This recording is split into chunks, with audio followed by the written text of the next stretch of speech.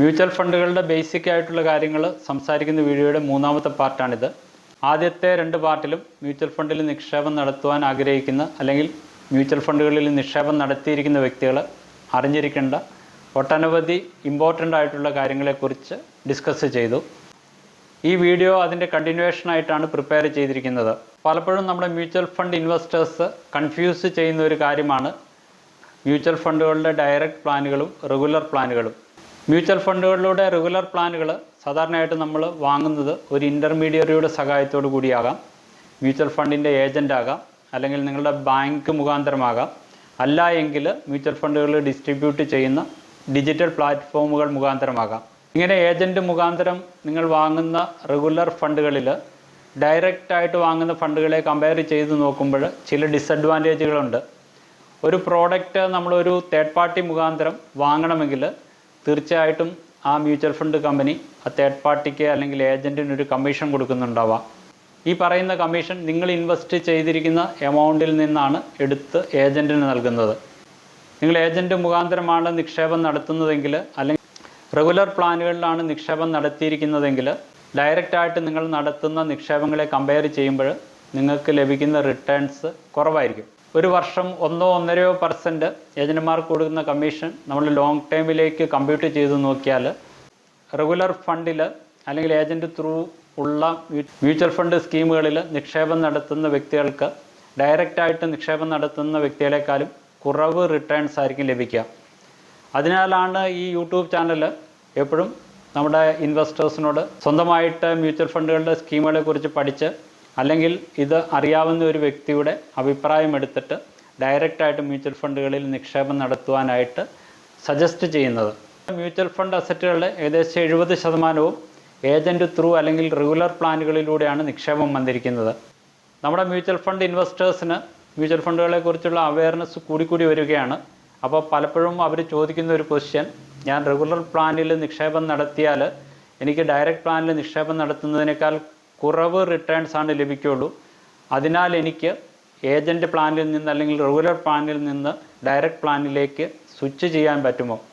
തീർച്ചയായിട്ടും mutual ഫണ്ടുകളുടെ provision അനുസരിച്ചിട്ട് നിങ്ങൾ റെഗുലർ പ്ലാനിൽ നിക്ഷേപം നടത്തിയിരിക്കുന്ന സ്കീമിൽ നിന്ന് നിങ്ങൾക്ക് ഡയറക്റ്റ് പ്ലാനിലേക്ക് ചേഞ്ച് ചെയ്യാനായിട്ട് അല്ലെങ്കിൽ സ്വിച്ച് ചെയ്യാനായിട്ടുള്ളൊരു ഓപ്ഷനുണ്ട്. ഇവിടെ നിങ്ങൾ ശ്രദ്ധിക്കേണ്ട ഒരു കാര്യം, നിങ്ങൾ റെഗുലർ പ്ലാനിൽ നിന്ന് ഡയറക്റ്റ് പ്ലാനിലേക്ക് സ്വിച്ചിനുള്ള ആപ്ലിക്കേഷൻ കൊടുക്കുമ്പോൾ അത് നിങ്ങൾ മ്യൂച്വൽ ഫണ്ട് യൂണിറ്റുകൾ ഒരു ഫണ്ടിൽ നിന്ന് തിരിച്ചു വാങ്ങി മറ്റൊരു ഫണ്ടിൽ നിക്ഷേപം നടത്തുന്നത് പോലെയാണ് ട്രീറ്റ് ചെയ്യുന്നത്. അത് മ്യൂച്വൽ ഫണ്ട് യൂണിറ്റ്സിൻ്റെ റിഡംഷനാണ്, അല്ലെങ്കിൽ റീപർച്ചേസ് ആണ്, അല്ലെങ്കിൽ പൈസ തിരിച്ചു വാങ്ങലാണ്. അപ്പോൾ സാധാരണയായിട്ട് നമ്മളൊരു മ്യൂച്വൽ ഫണ്ടിൽ നിന്ന് നമ്മുടെ നിക്ഷേപം തിരിച്ചു വാങ്ങുമ്പോൾ എന്താണ് സംഭവിക്കുക? ആ നിക്ഷേപത്തിൽ നിന്ന് നമുക്ക് ഏതെങ്കിലും ഷോർട്ട് ടൈം ക്യാപിറ്റൽ ഗെയിനോ ലോങ് ടൈം ക്യാപിറ്റൽ ഗെയിനോ ഉണ്ടെങ്കിൽ അതിന് നമ്മൾ ടാക്സ് കൊടുക്കേണ്ട ആവശ്യമുണ്ട്. റെഗുലർ പ്ലാനിൽ നിന്ന് ഡയറക്റ്റ് പ്ലാനിലേക്ക് സ്വിച്ച് ചെയ്യാനായിട്ട് ആഗ്രഹിക്കുന്ന ഇൻവെസ്റ്റേഴ്സ് ഇത് ശ്രദ്ധിക്കുക. അതോടൊപ്പം തന്നെ നമ്മൾ പലപ്പോഴും അഡ്വൈസ് ചെയ്യുന്നത് മ്യൂച്വൽ ഫണ്ടുകളിലുള്ള നിക്ഷേപം ലോങ് ടൈമിലേക്കുള്ളതാണ്. ഇൻ ബിറ്റ്വീൻ ആ നിക്ഷേപം നമ്മൾ ഡിസ്റ്റർബ് ചെയ്ത് കഴിഞ്ഞാൽ ചെയ്യാവുന്ന ഒരു കാര്യം എന്ന് പറഞ്ഞാൽ, പല സമയങ്ങളിലും നിങ്ങൾ SIP റൂട്ടിലായിരിക്കും നിങ്ങളുടെ നിക്ഷേപങ്ങൾ നടത്തിയിരിക്കുന്നത്. SIP റൂട്ടിലുള്ള നിക്ഷേപങ്ങൾ പല വ്യക്തികളും ലോങ് പീരീഡിലേക്കായിരിക്കും ഉദ്ദേശിക്കുന്നത്, 10 വർഷം, 15 വർഷം, 20 വർഷം, അതേപോലെ. അപ്പോൾ നിങ്ങൾ മ്യൂച്വൽ ഫണ്ടുകളിൽ SIP സ്റ്റാർട്ട് ചെയ്തിട്ടേ ഉള്ളൂ, അത് റെഗുലർ പ്ലാനിലൂടെയാണ് നിങ്ങൾ ചെയ്തിരിക്കുന്നതെങ്കിൽ ആ SIP നിങ്ങൾ സ്റ്റോപ്പ് ചെയ്യുക. SIP സ്റ്റോപ്പ് ചെയ്യുക എന്ന് ഞാനിവിടെ ഉദ്ദേശിക്കുന്നത് പണം വിഡ്രോ ചെയ്യാനല്ല, നിങ്ങൾ നിക്ഷേപം നടത്തിയിരിക്കുന്ന SIP ഫ്യൂച്ചറിലേക്കുള്ള ഇൻസ്റ്റാൾമെൻറ്റ് സ്റ്റോപ്പ് ചെയ്യുക. നിങ്ങൾ ഓൾറെഡി നിക്ഷേപം നടത്തിയിരിക്കുന്ന എമൗണ്ടിനെ ഡിസ്റ്റർബ് ചെയ്യാതെ പുതിയൊരു SIP, അതായത് ഡയറക്റ്റ് പ്ലാനിൽ നിങ്ങൾക്ക് ഈസി ആയിട്ടൊരു SIP തുടങ്ങി ആ നിക്ഷേപം നിങ്ങൾക്ക് ഫ്യൂച്ചറിലേക്ക് ലോങ് ടൈമിലേക്ക് കണ്ടിന്യൂ ചെയ്യുക. ഇങ്ങനെ ഒരു സ്ട്രാറ്റജി ഫോളോ ചെയ്യുന്നതായിരിക്കും നല്ലത്. ഇൻ ബിറ്റ്വീൻ നിങ്ങളുടെ നിക്ഷേപം നിങ്ങൾ പിൻവലിച്ചു കഴിഞ്ഞാൽ അതിന് നിങ്ങൾ ടാക്സ് കൊടുക്കേണ്ട ആവശ്യമുണ്ട്. അതോടൊപ്പം തന്നെ നമുക്ക് പവർ ഓഫ് കോമ്പൗണ്ടിങ്ങിൻ്റെ എഫക്റ്റ് നഷ്ടപ്പെടുകയും ചെയ്യും. നിങ്ങൾ റെഗുലർ പ്ലാൻ യൂസ് ചെയ്തിരിക്കുന്ന ആ സെയിം പോർട്ട്ഫോളിയോയിൽ തന്നെ നിങ്ങൾക്ക് ഡയറക്റ്റ് പ്ലാനിൽ ഇൻവെസ്റ്റ് ചെയ്യാനായിട്ടും സാധിക്കും. മ്യൂച്വൽ ഫണ്ട് SIPകൾ ചെയ്യുന്ന ഇൻവെസ്റ്റേഴ്സ് ശ്രദ്ധിക്കേണ്ട ഒരു കാര്യം, നിങ്ങളുടെ SIP ഡെബിറ്റ് ചെയ്യുന്ന ദിവസം നിങ്ങളുടെ ബാങ്ക് അക്കൗണ്ടിൽ സഫീഷ്യൻ്റ് ആയിട്ടുള്ള പണമുണ്ടെന്ന് ഉറപ്പുവരുത്തുക. സാധാരണയായിട്ട് ബാങ്കുകളിൽ ചെക്ക് റിട്ടേൺ കേസ് വന്നു കഴിഞ്ഞാൽ പല ബാങ്കുകളും 250 രൂപ മുതൽ 750 രൂപ വരെയും പെനാൽറ്റി ചാർജ് ചെയ്യാറുണ്ട്. ഇത് സാധാരണ SIPക്കും ഇത് ആപ്ലിക്കബിൾ ആണ്. നിങ്ങൾ SIP എമൗണ്ട് ബാങ്കിൽ സഫീഷ്യൻറ്റ് ബാലൻസ് ഇല്ലാതെ റിട്ടേൺ ആയാൽ പലപ്പോഴും ബാങ്കുകൾ നിങ്ങൾക്ക് പെനാൽറ്റി ചാർജ് ചെയ്യും. ചിലപ്പോൾ നിങ്ങൾ നടത്തുന്നത് 500 രൂപയുടെ SIP ആയിരിക്കാം, പക്ഷേ ബാങ്കിൻ്റെ പ്രൊവിഷൻ അനുസരിച്ച് ചിലപ്പോൾ 750 രൂപ വരെയും അവർ പെനാൽറ്റി ചാർജ് ചെയ്തേക്കാം. അപ്പോൾ ഒന്നിൽ കൂടുതൽ SIP ചെയ്യുന്ന വ്യക്തികൾ, പല വ്യക്തികളും 4ഉം 5ഉം 6ഉം 8ഉം സ്കീമുകളിൽ 500 രൂപ വീതം SIPകൾ ചെയ്യാറുണ്ട്.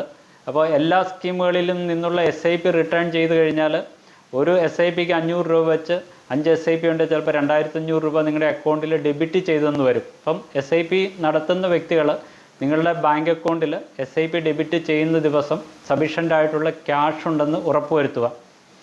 അഥവാ നിങ്ങൾക്ക് ഫൈനാൻഷ്യൽ ആയിട്ടുള്ള ഏതെങ്കിലും പ്രശ്നങ്ങൾ കാരണം SIP കണ്ടിന്യൂ ചെയ്യാൻ പറ്റുന്നില്ല എങ്കിൽ ടെമ്പററി ആയിട്ട് SIPയുടെ പേയ്മെൻറ്റ് സ്റ്റോപ്പ് ചെയ്യാനായിട്ടുള്ള ഓപ്ഷൻ പല മ്യൂച്വൽ ഫണ്ടുകളും നൽകുന്നുണ്ട്.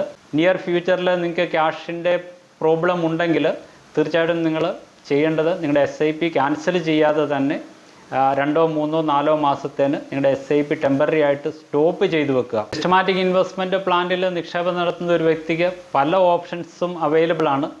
7, 8 തരത്തിലുള്ള SIPകളിൽ നിന്ന് നമ്മുടെ മ്യൂച്വൽ ഫണ്ടുകൾ ഓപ്പറേറ്റ് ചെയ്യുന്നുണ്ട്. അതിൽ റെഗുലർ SIP ഉണ്ട്. അത് നിങ്ങളൊരു ഫിക്സഡ് എമൗണ്ട് ഒരു ഫിക്സഡ് പീരീഡിലേക്ക് ഒരു മാസത്തിൽ ഒരിക്കലോ ആഴ്ചയിൽ ഒരിക്കലോ 2 ആഴ്ചയിൽ ഒരിക്കലോ നൽകുന്ന SIP ആണ് റെഗുലർ SIP.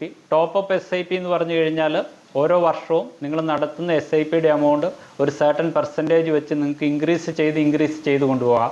ഫ്ലെക്സിബിൾ SIP ഉണ്ട്, ട്രിഗർ SIP ഉണ്ട്, പെർപ്പച്വൽ SIP ഉണ്ട്, മൾട്ടി SIP ഉണ്ട്, SIP വിത്ത് ഇൻഷുറൻസ്, പവർ SIP. ഞാൻ ഈ പറഞ്ഞ 7, 8 തരത്തിലുള്ള SIPകളെ കുറിച്ച് വളരെ ഡീറ്റെയിൽഡ് ആയിട്ടുള്ള കാര്യങ്ങൾ നമ്മുടെ യൂട്യൂബ് ചാനലിൽ തന്നെ പല വീഡിയോകളിലും പോസ്റ്റ് ചെയ്തിട്ടുണ്ട്. ആവശ്യമെന്ന് തോന്നിയാൽ ഫ്യൂച്ചറിൽ ഞാൻ ഈ വിവരിച്ച SIPകൾക്ക് മാത്രം എക്സ്ക്ലൂസീവായിട്ടൊരു വീഡിയോയും പോസ്റ്റ് ചെയ്യാം. അപ്പോഴും മ്യൂച്വൽ ഫണ്ട് ഇൻവെസ്റ്റേഴ്സ് കൺഫ്യൂസ് ആകുന്ന ഒരു കാര്യമാണ്. SIP എന്ന് പറയുന്നുണ്ട്, SWP എന്ന് പറയുന്നുണ്ട്, STP എന്ന് പറയുന്നുണ്ട്. എല്ലാം സിസ്റ്റമാറ്റിക് ട്രാൻസാക്ഷൻസ് ആണ്. SIPയും STPയും ഓൾമോസ്റ്റ് സെയിം നേച്ചറിൽ ഓപ്പറേറ്റ് ചെയ്യുന്ന 2 ഇൻവെസ്റ്റ്മെൻറ്റ് പ്ലാനുകളാണ്.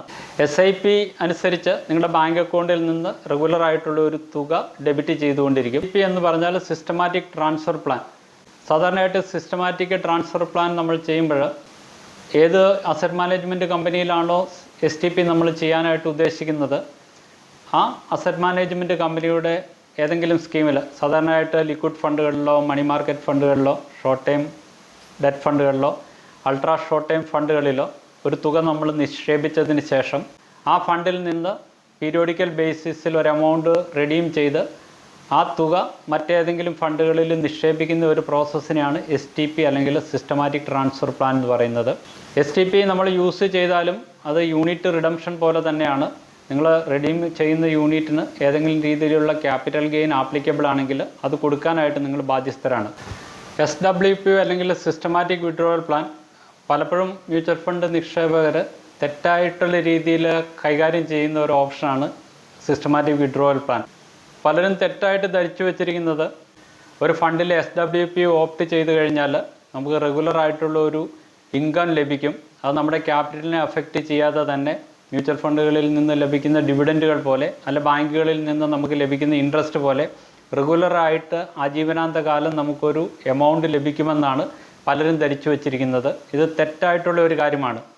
സിസ്റ്റമാറ്റിക് വിഡ്രോവൽ പ്ലാനിലൂടെ നമ്മൾ ചെയ്യുന്നത് നമ്മൾ നടത്തിയിരിക്കുന്ന നിക്ഷേപത്തിൽ നിന്ന് ഒരു പോർഷൻ യൂണിറ്റ് റെഡീം ചെയ്ത് വിഡ്രോ ചെയ്യുകയാണ് ചെയ്യുന്നത്.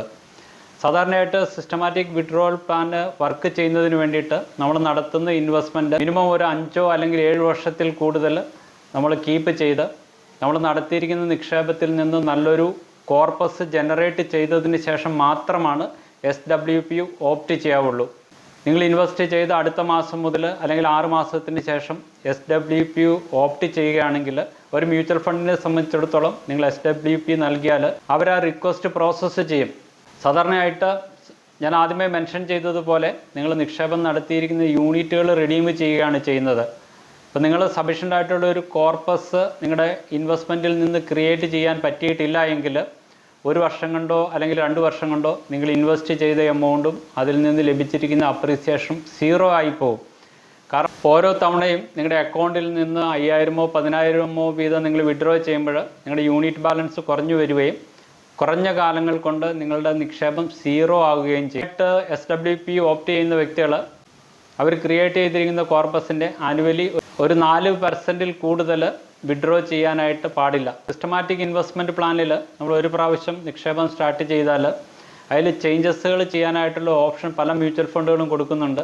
നിങ്ങൾക്ക് വേണമെങ്കിൽ SIPയുടെ എമൗണ്ട് കൂട്ടാം, SIPയുടെ എമൗണ്ട് കുറയ്ക്കാം, ഫ്രീക്വൻസി നിങ്ങൾ ഇൻവെസ്റ്റ് ചെയ്യുന്ന ഫ്രീക്വൻസി ചേഞ്ച് ചെയ്യാനുള്ള ഓപ്ഷൻസ് സാധാരണ റെഗുലർ SIPയിൽ നിന്ന് സ്റ്റെപ്പ് SIPയിലേക്ക് വേണമെങ്കിൽ കൺവേർട്ട് ചെയ്യാം. ഇതിനുള്ള ഓപ്ഷൻസ് പല മ്യൂച്വൽ ഫണ്ടുകളും നൽകുന്നുണ്ട്. മറ്റൊരു കാര്യം ഞാൻ നോട്ടീസ് ചെയ്ത് ചില കാറ്റഗറിയിലുള്ള ഇൻവെസ്റ്റേഴ്സ് പലപ്പോഴും പ്രിഫർ ചെയ്യുന്നത് state bank of India promote ചെയ്തിരിക്കുന്ന SBI മ്യൂച്വൽ ഫണ്ട് അല്ലെങ്കിൽ റെപ്യൂട്ടഡ് ആയിട്ടുള്ള ബാങ്കുകൾ പ്രൊമോട്ട് ചെയ്തിരിക്കുന്ന HDFCയോ ICICI ബാങ്കുകളോ പ്രൊമോട്ട് ചെയ്തിരിക്കുന്ന മ്യൂച്വൽ ഫണ്ടുകളിൽ നിക്ഷേപം നടത്തുവാനാണ്.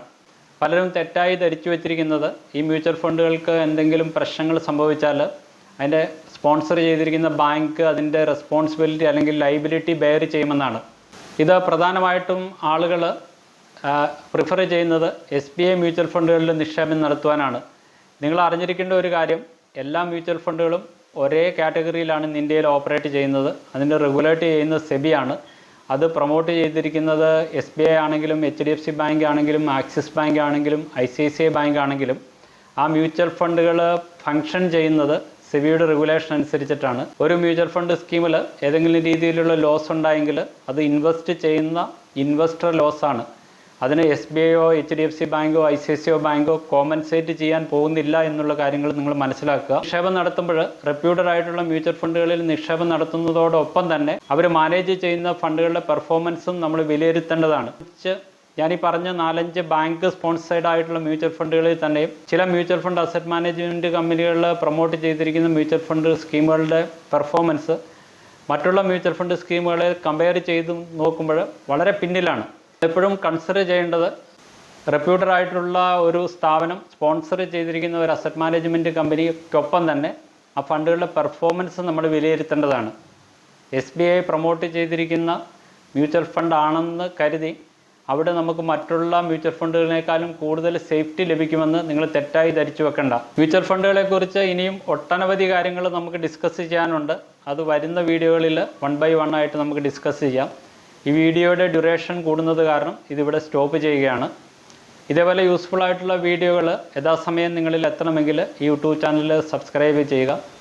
ഇതേപോലെ യൂസ്ഫുള്ളും ഇൻഫോർമേറ്റീവുമായിട്ടുള്ള മറ്റൊരു വീഡിയോയുമായിട്ട് മറ്റൊരവസരത്തിൽ കാണുന്നവരെ നന്ദി, നമസ്കാരം.